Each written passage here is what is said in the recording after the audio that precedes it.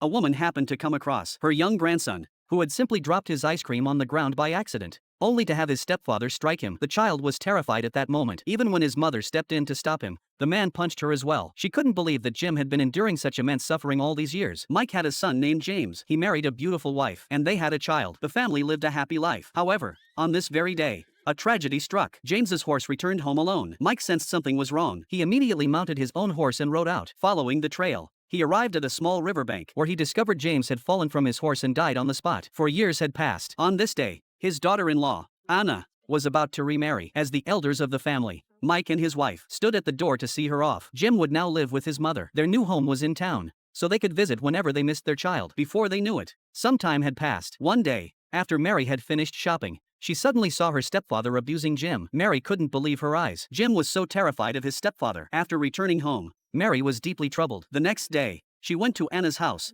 but a neighbor told her the family had moved away. Apparently, they had moved to Donnie's hometown and taken all their belongings with them. Back home, she sensed something was wrong, so she began packing her bags to go find her grandson. Mike had once been a sheriff, serving for 30 years before retiring. Mary told him about the situation. Although Mike didn't approve, he was still willing to accompany her to an unfamiliar city. George used his connections to reach out to an old friend's subordinate. He wanted to find the Donnie Weber family. The sheriff hadn't heard of Donnie, but he knew the Weber family well. After learning their purpose, the sheriff decided to help them. He provided information about the family's business, and Mary and the others continued on their way. They arrived at the Webb family's tack shop. The shop was filled with all kinds of saddles, reins, and bits. The shopkeeper said he was a relative of the Webbs. Mary then pretended to be a relative of the Webbs as well. Donnie Webb had married his former daughter-in-law, so in a sense, they were family. But the man didn't know Donnie. He then mentioned that the Webbs might be in Gladstone. Immediately after, Mike asked where they could find out about Donnie. The shopkeeper said, "Let people know you're looking for someone from the Webb family. They'll naturally come looking for you." So Mary and the others continued on their way. They finally arrived in Gladstone. They met Bill Webb. Before the two could even speak,